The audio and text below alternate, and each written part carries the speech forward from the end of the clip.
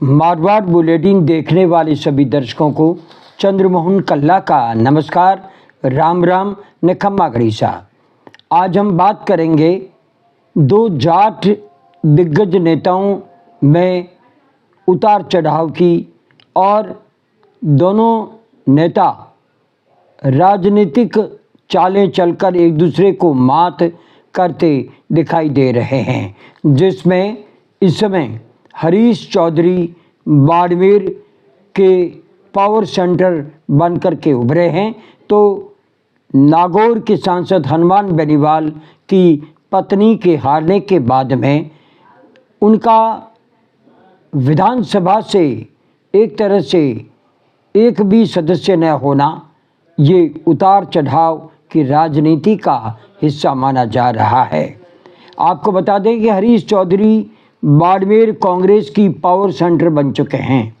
विरोधी जातिवादी नेता के रूप में उनकी पहचान जरूर है, ये आरोप उन पर लगते रहते हैं। एक ऐसा नेता जो कांग्रेस में वे ले आए, जिनके विरुद्ध उन्होंने चुनाव लड़ा था और करीबी मुकाबले में वो जीत गए थे, लेकिन ये टक्कर आगे चल कर के उनको दिक्कत दे दी और इसी कारण से उमेदाराम बेनीवाल को वे कांग्रेस में लाकर के सांसद बना देते हैं और हनुमान बेनीवाल को राजनीतिक मात देते हैं। आपको बता दें कि बायतू में उनके विरुद्ध चुनाव लड़ने के बाद में उनके पसीना छुटा देने वाले बाड़मेर में वर्तमान में सांसद उमेदाराम बेनीवाल है, जिनको की टिकट कांग्रेस में लाने के बाद में हरीश चौधरी ने दिलाया था। उसे जिताने के लिए वे जी जान से जुट गए थे। हरीश चौधरी राजस्थान में राहुल गांधी के करीबी और पहली पंक्ति वाले नेता माने जाते हैं। इसी जाट बिरादरी के हनुमान बेनीवाल से उनके साथ 36 का आंकड़ा माना जाता है। हरीश चौधरी गहलोत सरकार में मंत्री थे, लेकिन उन्हें राजनीति की सीढ़ियां चढ़ाने वाले अशोक गहलोत को भी उन्हें खरी खरी सुनाने में किसी तरह की दिक्कत नहीं आई। रिफाइनरी में लेकर के जो अभी वर्तमान में विरोध किया शिव विधायक रविंद्र सिंह भाटी ने, उनको भी उन्होंने करारा जवाब दे दिया।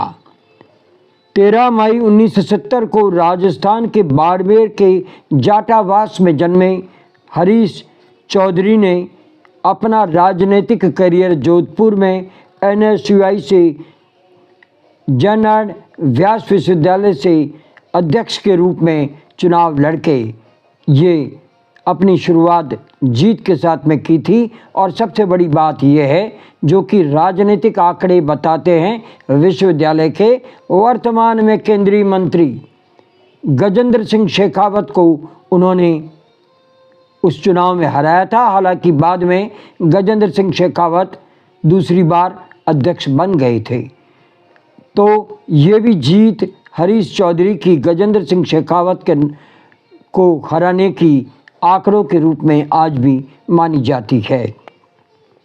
आपको ये भी बता दें कि वे बाद में सांसद बने, राष्ट्रीय सचिव बने, बायतू के विधायक बने और पंजाब के प्रभारी भी बने।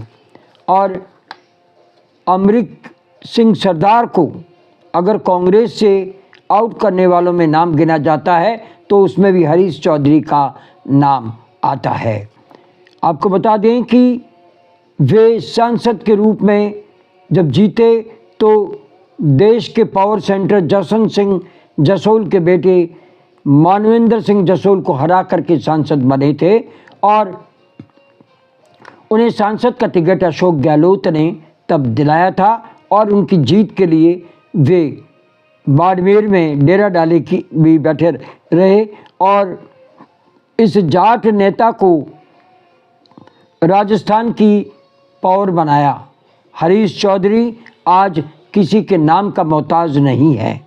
बायतू में वे जब चुनाव लड़े तो जब पहली बार जीते कैलाश चौधरी और बसपा के टिकट के साथ में उनका त्रिकोणीय संघर्ष था। उम्मीदवार भी उस समय खड़े हुए थे, लेकिन उनमें से निकल कर के सामने आ गए और वे जीत गए। लेकिन उसके बाद में जो चुनाव हुआ उसमें त्रिकोणीय संघर्ष था। उसमें उम्मीदवार और हरीश चौधरी के बीच में कांटे की टक्कर हुई और 800 से अधिक वोटों से हरीश चौधरी जीत करके विधानसभा पहुंचे थे और अशोक गहलोत की मिनिस्ट्री में रेवेन्यू मिनिस्टर बनाए गए। पंजाब में राजनीतिक संकट था, तब राहुल गांधी ने उन्हें रेवेन्यू मिनिस्टर का पद छोड़ने को कहा और पंजाब भेज दिया। और उस समय वे रेवेन्यू मिनिस्टर तो नहीं रहे, पंजाब में कड़ी मेहनत की और वहाँ पर चुनाव लेकिन कांग्रेस को जिता नहीं पाए। उसके बाद में वे जब राजस्थान आए तो वसुंधरा राजे सरकार के समय ओबीसी आरक्षण का सर्कुलर जो निकाला गया था वो अशोक गहलोत गवर्नमेंट में भी जारी था और इसके लिए उन्होंने विरोध शुरू कर दिया और अपनी सरकार के विरुद्ध आंदोलन छेड़ दिया और कहा कि ये सर्कुलर अशोक गहलोत सरकार वापस ले, और आखिरकार अशोक गहलोत ने वो सर्कुलर वापस ले लिया। आपको बता दें कि 2024 में बाड़मेर लोकसभा चुनाव में उम्मीदवार राम को, जो कि उनके विरुद्ध चुनाव लड़ चुके थे, कांटे की टक्कर दी थी, टिकट दिलवाया और लोकसभा चुनाव में हरीश चौधरी ने बाड़मेर में उन्हें जिता करके एक ऐसा झटका हनुमान बेनीवाल को भी दिया कि वे रालोपा छोड़ करके कांग्रेस में लाए और जिताने के बाद में उनका पावर सेंटर बाड़मेर में जम गया और आज भी राजस्थान में जाट नेताओं की अग्रणी पंक्ति में हरीश चौधरी का नाम आता है। लेकिन उसके बाद से हनुमान बेनीवाल और हरीश चौधरी के बीच में जो अदावत है वो जारी है और हनुमान बेनीवाल जब खींवसर में अपनी पत्नी को नहीं जिता पाए तो हरीश चौधरी ने बहुत जम कर के ये कहा था कि उनका मेरे से क्या मुकाबला, वे तो अपनी पत्नी तक को नहीं जिता पाए थे। बहरहाल आज बस इतना ही और अगला समाचार बुलेटिन लेकर फिर हाजिर होंगे। इजाज़त लेने से पहले हम जानना चाहते हैं कि आपको ये चैनल कैसा लगता है। अगर आपको ये चैनल पसंद है तो इसे सब्सक्राइब करें, लाइक करें, शेयर करें और इस चैनल को बढ़ावा दें। आज्ञा दीजिए, नमस्कार, जय हिंद, शुभ रात्रि, शब्बा खैर, जय जय भारती।